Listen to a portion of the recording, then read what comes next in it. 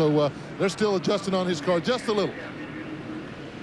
So that's what's happening down on the pit lane. The reason we are under caution is for this tangle up in turns 3 and 4, Sterling Marlin and Kevin LePage. You can see right there, Sterling's car breaks sideways as they go in. He takes the 16 of Kevin LePage, and they had major contact there going into turn 3. And Sterling is driven away. Kevin LePage climbed from the car under his own power. In the garage area, let's get an update on Dale Earnhardt Jr. Well, the crew is still working very hard on the car. Dale, what happened? And I guess secondly, can you get back in this race? Or do you want to? Yeah. I don't know if I want to, but we're going to try and fix the Budweiser Chevrolet. We got a little help from Kurt Busch, but I know he probably didn't mean to do it, so it's cool. I won't go back out there and try to kill him. But we had a good run. Thanks, Dale. What a comment. He said, I won't go back out there and kill him. Holy cow. Nothing else to say other than now for our lesson of the day as far as roadside etiquette. Ladies and gentlemen, boys and girls, remember, when parking on a hill, always set your parking brake. Watch. Kevin LePage is looking. The car just takes off by itself. Folks, there's nobody in the car. Kevin LePage is looking around for Alan Funt. Well, they wanted to be close to the corner workers there. As Gordon goes by him now. Remember, Gordon is battling the 22 of Ward Burton.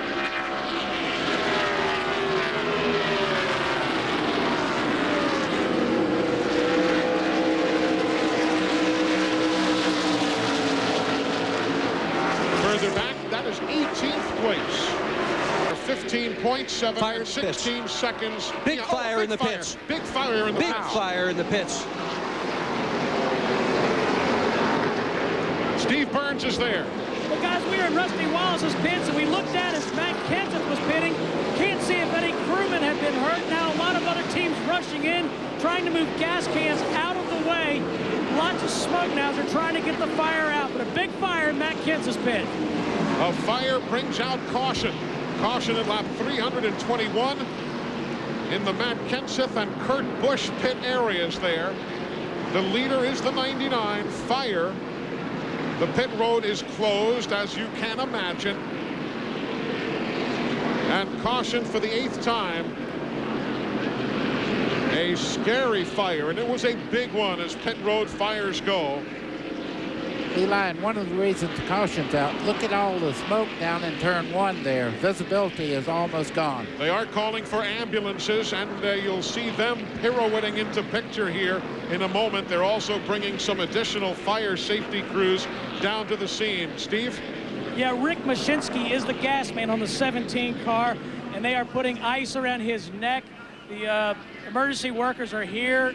He's on his knees, and as I said, they're putting ice down his uniform, trying to keep him cooled down. Rich Mashinsky, the gas man on the 17 car. Jack Roush, of course, with that distinctive hat of his. You see him front and center there as the concerned crew members from all of the different organizations look on. Rick Mashinsky, the fueler, the gas man. That was a scary, scary deal. Lots of fire down there.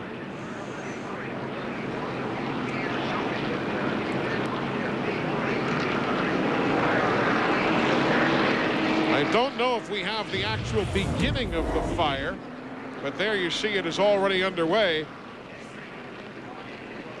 It spreads very, very quickly, and you see the firemen right in the middle of it, wading right in. And you see the heat just repelling that one firefighter as it then spreads towards the 97 pit of Kurt Busch. Well, there's firefighters all up and down pit road here in these NASCAR races. They needed a lot of them, and it's a good thing they had them. Again, that was on replay. We're now back to live coverage.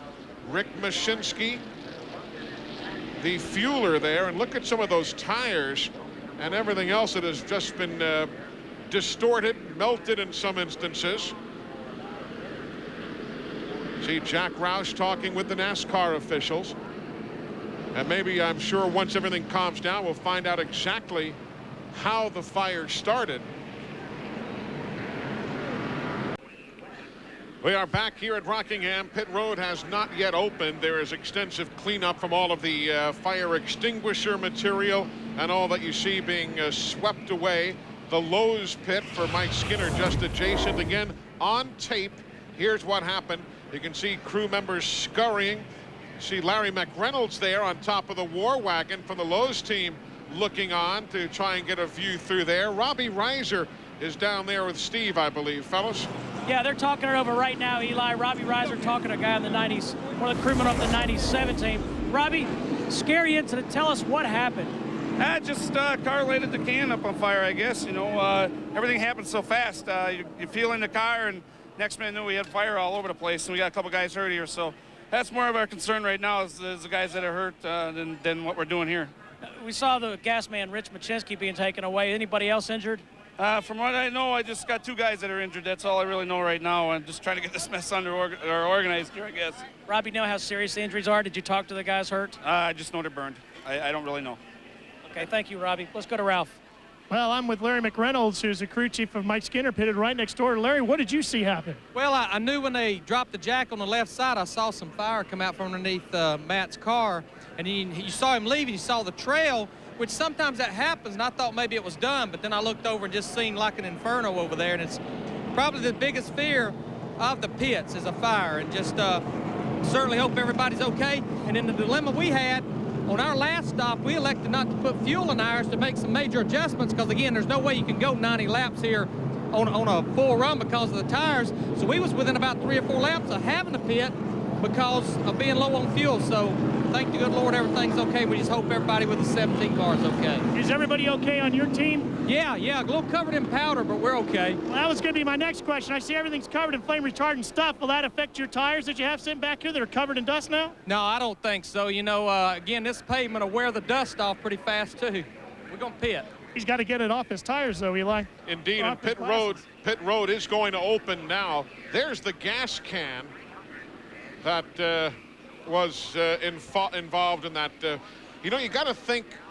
Eli, this thing always has a neck on it like that. I'm sorry that we didn't stay with that can, but it has a neck there, and it was broken off at the fitting there. That was probably done as he was leaving, and the gas man tried to snatch the quick coupling that they have to gas these cars up with. Lap 328 now. All the leaders are coming into pit. Lap 328 of 393. Let's go to Glenn Jarrett. Well, I'm down in Jeff Burton's pit. You know who else needs to be thought of in this situation is Bill Simpson, the safety guru. Because, buddy, and I don't say this to talk about years ago, I'm just talking about the progress that have been made here. When you were a Hall of Fame racer, you did not see these safety precautions and all the gas men covered head to toe in Nomex and so on. Bill Simpson doing a lot of that innovation. A great job, and these guys do wear fire equipment. He's burned around the neck and around the hands, but every place he had the fire retardant on there, he's pretty safe. All the cars that are at least one. New for all race fan families, introducing the Simpson Child Car Safety Seat, available soon at these racing places. For more information, visit our website at www.simpsonraceproducts.com. A half lap away from going back to green. Steve Burns, quickly, any more injury news down there from the fire? Just got an update, Eli. The gas man, Rick Machinsky, was actually the only member of that 17 team injured. However, there are 2 firefighters who are being treated for inhaling dry chemicals used to put out the fire. Glenn Jarrett? Near scuffle broke out down here between the guys in the 99 pit and the 12 pit. The 99 got to his pit first. Jeremy Mayfield came really close to the car trying to get into his pit, nearly hit one of the tire changers. That tire changer, when his pit stop was over for Jeff Burton, went down to the 12 pit and confronted him about it, told him to tell Jeremy to give me some more room. Well, temper's just a tad short here at the Rock this afternoon as we're at lap 332 of 393. Just 34 laps to go.